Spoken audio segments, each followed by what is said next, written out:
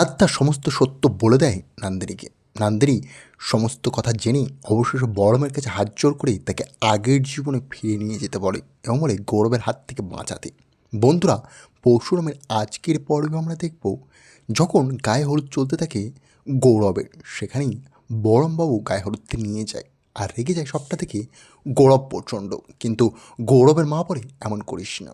অবশেষে গায়ে হলুদকে নিয়ে গিয়ে বড়ম সেখানে বাটিটি রেখে দেয় এবং তার একটি কৌটো আগে থেকেই রাখা থাকে, সেখান থেকে সে হলুদ নিয়ে নিজের গায়ে মুখে লাগিয়ে গৌরবের হলুদের কৌটোটি সেখানে রেখে দেয় এবং নিজের লাগানো হলুদটি নিয়ে চলে যায় তটিনীর কাছে আর বলে, এই নাও, এই যে গায়ে হলুদের সমস্ত হলুদ নিয়ে চলে এসেছে। তটিনী বলে, বাবা এত শীঘ্র চলে আসলে, বেশ ভালো কথা।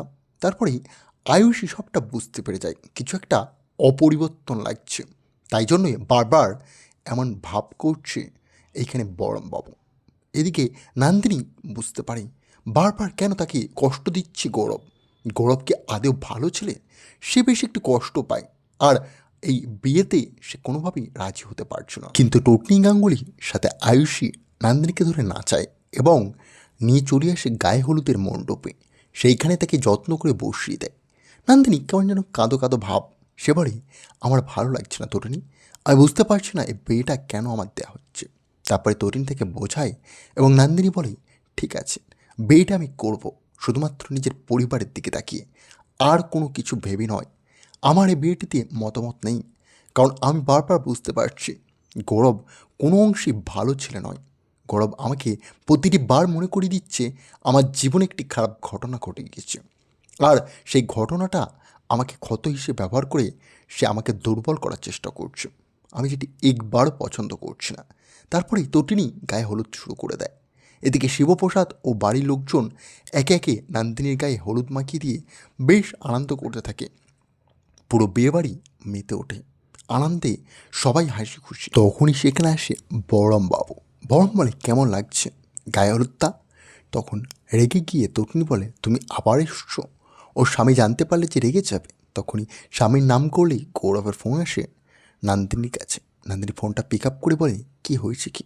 গৌরব তখন বলে, আমার আর ভালো লাগছে না, তুমি বারবার কেন বড়মকে পাঠাচ্ছ? বড়মকে আমার সহ্য হয় না। তোমার কি বড়মের সাথে অবৈধ কোনো সম্পর্ক আছে? আমি বুঝতে পেরেছি স্বামী মারা যাওয়ার পরে তুমি এতদিন বিবাহ কেন করোনি।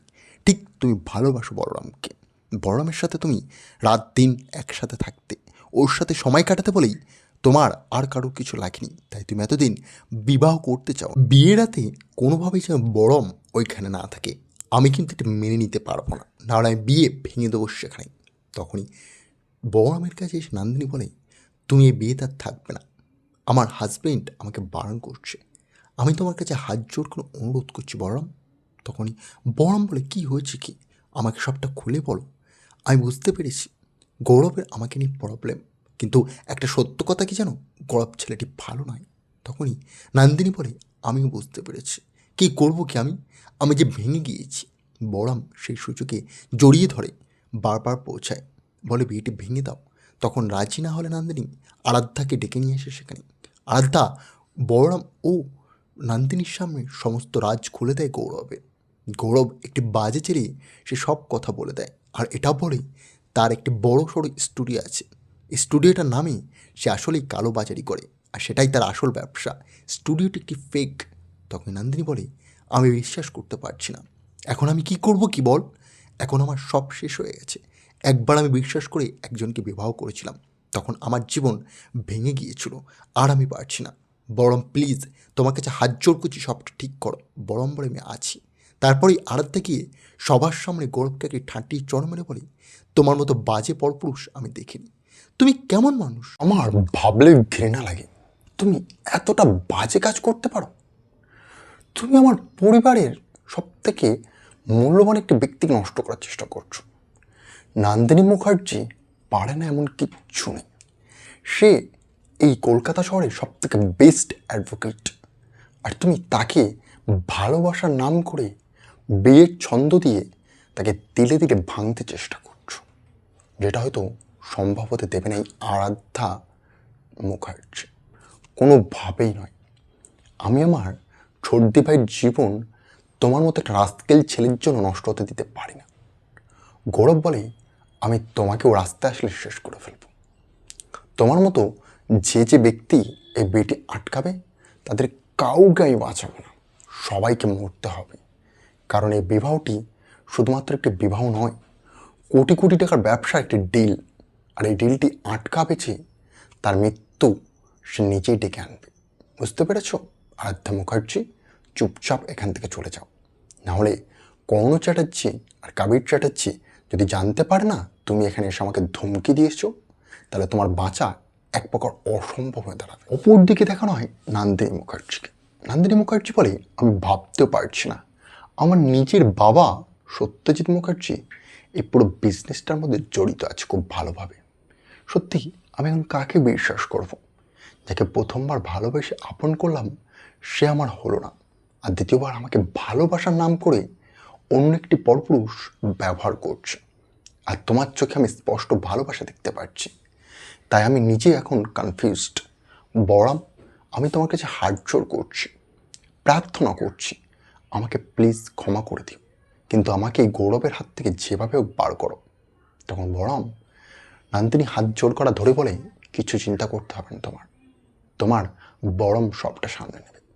আমি পরশুরাম সবটা আগে থেকে ভাবনা চিন্তা করে রেখেছি, তাই তোমাকে খামোকাই টেনশনের মধ্যে জড়ানোর কোনো দরকারই নেই। এই বিয়েটি হবে না অনেক আগে থেকে আমরা জানি, কিন্তু আমরা কাউকে বলতে পারিনি। এখন তুমি যখন সবটা সামনে চলে এসছে এবং নিজে বুঝতে পেরেছো আসলে কি ঘটছে, তাই এবার তোমাকে আমি বলছি, সবটা আগে থেকে আমরা ভাবনা চিন্তা করে রেখেছিলাম। এই বিয়েটি কোনোদিনও হতেই পারতো না। সত্যজিৎ মুখার্জি তোমাকে অস্ত্র হিসেবে এই গৌরবের সাথে বিয়ে দিয়ে পুরো খেলাটা জিততে চাইছে, যেটা ব্রিজিট কর্ণ এবং এদের এই ব্যাড বিজনেস ইন্ডাস্ট্রি আজ পর্যন্ত করতে পারেনি। সেটা সত্যজিৎ মুখার্জির শ্বশুর হয়ে সে কাজটা করে দেখানোর চেষ্টা করছে। তাতে অস্ত্র হিসেবে ব্যবহার করছে পরশুরামকে, তোমাকে আর তটিনীকে। এই তিনটে ব্যক্তি তার হাতের চাবিকাঠি, কারণ তাদেরকে সে ভালোবাসার মায়া দেখিয়ে সমস্ত কাজ করিয়ে নেওয়ার চেষ্টা করছে। বড়ম বলে, আমি বাইরের লোক, আমি সবটা দেখে আগে থেকে আঁচ করে ফেলেছিলাম, কিন্তু সবাইকে বোঝাতে আমার একটু সময় লেগে গেলেও খুব একটা বেশি দেরি হয়ে ওঠেনি। তখন গৌরব এর কথা ভেবে নন্দিনী বলে, তাহলে ওই ছেলেটা এতটা বাজে তুমি তো আগে আমাকে বলতে পারতে, যখন বিয়েটি সেট হয়ে গেছে। অপর দিকে বড়ম বলে, আমি যদি তোমাদেরকে আগে ভাগে বলে দিতাম তাহলে বিজিত, কর্ণ এবং তোমার বাবা ভুল বুঝিয়ে আমাদেরকে দোষী সাব্যস্ত করে বেরিয়ে করে দিত, তারপর আরও সহজ হয়ে যেত নন্দিনী তোমাকে বোকা বানাতো। তাই আমরা এখনও কোনো পদক্ষেপ নিইনি, কিন্তু ধীরে ধীরে কেন জানি না ভগবানও চাইছে না তোমার সাথে গৌরবের বিবাহটা হোক। তাই প্রতিটি পদক্ষেপে ধীরে ধীরে সমস্ত প্রমাণ এমনি এমনি বেরিয়ে আসছে। এই যে আরাধ্যা এসে সবটা তোমাকে বললো, এটা আমরা জানতামই না, আমরা আরাধ্যাকে কোনো হেল্পও করিনি। আমি আগের থেকে জানি যে আরাধ্যা সবটা জানে, কিন্তু আরাধ্যাকে আমি বলতেও বলিনি কিছু, কিন্তু সবটাই তোমার কাছে খবর এমনি এমনি চলে এসছে। তখন নন্দিনী বলে, আমি এই বিয়েটি করতে চাই না, তার জন্য আমাকে যা করতে হয় আমি করতে রাজি, আমাকে যেভাবে বাঁচিয়ে বের করো বলরাম, আমি নাহলে নিজেকে সারা জীবন ক্ষমা করতে পারবো না। আমি সব কিছু ত্যাগ করে অ্যাডভোকেটকে ভালোবেসে ফেলেছি, আমার পেশাটি আমার কাছে সব থেকে আপন, আর ওই পেশাটার সাথে আমি ধোঁকাবাজি করতে পারবো না, কোনোভাবেই হোক আমি পেশাটি ছাড়তে চাই না।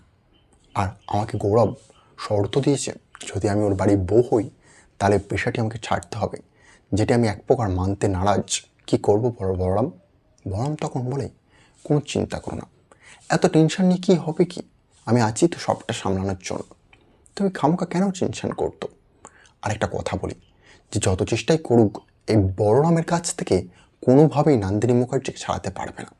তারপরে বলরাম জড়িয়ে ধরে নন্দিনীকে, একে অপরের প্রতি কেমন যেন একটা সম্পর্ক সৃষ্টি হয়ে যায় বলরাম ও নন্দিনীর মধ্যে। ধীরে ধীরে নন্দিনী বুঝতে পারে যে যে গৌরবকে সে নিজের হাজব্যান্ড বানানোর জন্য উঠে পড়ে লেগেছে সে আসলে একটি ফেক পার্সন, আর তার সামনে খাঁটি সোনা অর্থাৎ বলরামবাবু তার চোখে সে স্পষ্ট ভালোবাসা দেখতে পাচ্ছে, যেটা তার দরকার। তখনই আমরা দেখো তটিনী গাঙ্গুলি পাশ থেকে এসে বলে, একটা কথা বলবো দিদিভাই, তুই আমার থেকে বয়স অনেক বড়, আমার থেকে অনেক জ্ঞানও অর্জন করেছিস, তুই জানিসও আমার থেকে বেশি, কিন্তু একটা জিনিস আমি সব থেকে ভালো জানি, সেটা হচ্ছে এই বলরাম ব্যক্তিটি খুব সৎ।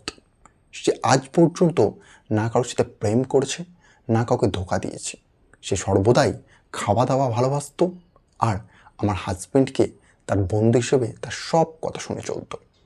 সেই মানুষটিকে আমি খুব কাছ থেকে চিনি, তাকে আমি ভালোভাবে চিনি। তোকে বলছি, তুই যদি গৌরবকে ত্যাগ করে বড়রামকে আপন করতে পারিস, তোর জীবনে চির সুখ চলে আসবে, যেটা তুই অপেক্ষা করে আছিস এতটি দিন ধরে। তখন মাথা হেঁট করে সবটা বুঝতে পারার পরেও নন্দিনী বলে, এখন আমি কী করব বুঝতে পারছি না তরুণী। এখন আমার কাছে সবটা কেমন যেন গুলিয়ে যাচ্ছে ধীরে ধীরে। কী হয়েছে আমিও বুঝতে পারছি না। তখনই তটুনি বলে, বেশি ঘাবড়ে যাস না, যেটা সঠিক সেটা হবে। আমি শিবপ্রসাদ গাঙ্গুলির সাথে কথা বলে দেখছি, সে সঠিক পথটা অবশ্যই বার করবে। আর তুই যদি বড়রামকে ভালোবাসিস, তাহলে অবশ্যই ও বিয়েটি ভেঙে দেওয়ার জন্য সবটা চেষ্টা করবে। কারণ ওর বন্ধুর প্রতি ভালোবাসা এবং বন্ধুর ভালোবাসা শেষ নিঃশ্বাস পর্যন্ত রক্ষা করার দায়িত্বটা নেবে, এটা আমার পূর্ণ ভরসা আছে শিবর ওপরে। তারপরে আমরা দেখব দেখানো হয় গৌরবের সাথে। আরাধ্যা বলে, আপনি আর ওই বাড়িতে যাবেন না, আর আমার দিদিভাইয়ের সাথে বিয়ে করার স্বপ্নটা এখানেই ভেঙে দিন, নালে কিন্তু আমি সবাইয়ের সামনে দাঁড়িয়ে সব কথা ভেঙে দেবো। আর আমি নন্দিনীকে বলে দিয়েছি শব্দটা শোনার পরেই গৌরব ক্ষুব্ধ হয়ে একটা থাপ্পড় বসিয়ে দেয় আরাধ্যার মুখে আর বলে, এই যে তুমি এত ফটো করে কথা বলছো না আমার সাথে, যে ঝাঁঝ যে তেজটা তোমার জন্য আছে, তোমার যে এক স্টাইল, সমস্ত কোন টাকা হচ্ছে জানো? এই যে আমরা যে ব্যবসাটা চালাই, সেটা তুমি খারাপ বলছো, কিন্তু এই ব্যবসার দৌলতেই তুমি আজ এই জায়গায়। তাই নন্দিনীকে আটকানো খুবই দরকার। নন্দিনীকে সঠিক সময় যদি আমরা আটকাতে না পারি, আমাদের পুরো সাম্রাজ্য ধ্বংস করে দেবে। তাই বাধ্য করো না আরাধ্যা তোমার কোনো ক্ষতি করার, এখানে চুপচাপ বসে থাকো। তারপরেই আমরা দেখবো কর্ণকে ফোন করে গৌরব আর বলে, নিজের বাড়ির বৌমাকে সবার প্রথম আটকান। আপনার বাড়ির বৌমা আমাদের বিয়েটি ভাঙার জন্য উঠে পড়ে লেগেছে, আর সে সব সত্যটা জানি আমার স্টুডিওর আড়ালে কি ব্যবসা চলে। এবং এই সত্যতা যদি সামনে এনে দেয় নন্দিনীর, যেটা সম্পূর্ণ বলছি করেই ফেলেছি, আমি জানি না কতটা অরিজিনাল সত্য, কিন্তু নন্দিনী যদি সবটা জেনে যায়, সে কিন্তু বিয়েটি কোনোদিন করবে না। আর করলেও সে নিজের বুদ্ধি ব্যবহার করে আগে থেকে কোনো একটা পদক্ষেপ নিয়ে নেবে, যেটি পুরো বিয়ের মোড় ঘোরানোর জন্য যথেষ্ট। তখনই কর্ণ বলে, কি বলছো কি? আর এই সব কিছু আরাধ্যা জানলো কী করে? তখনই গৌরব বলে, ও আমার কলেজে পড়তো এবং সে একই কলেজে আমি 3টে মেয়েকে তুলে নিয়ে এসেছিলাম, যারা আরাধ্যার বেস্ট ফ্রেন্ড ছিল, তাই সবটা জানতে পেরেছে। তখনই কর্ণ কাবিরকে দায়িত্ব দেয় আরাধ্যাকে যেভাবে হোক মুখটা ঢেকে তাকে সাইড করার এই বিয়ের কয়েকটা দিন।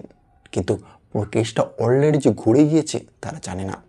গায়ে হলুদের দিন সমস্ত রাজ খুলে ফেলেছে নন্দিনী, এবং সে জেনে যায় আসলে তার জন্য কে পারফেক্ট আর কে তাকে ধোঁকা দিচ্ছে।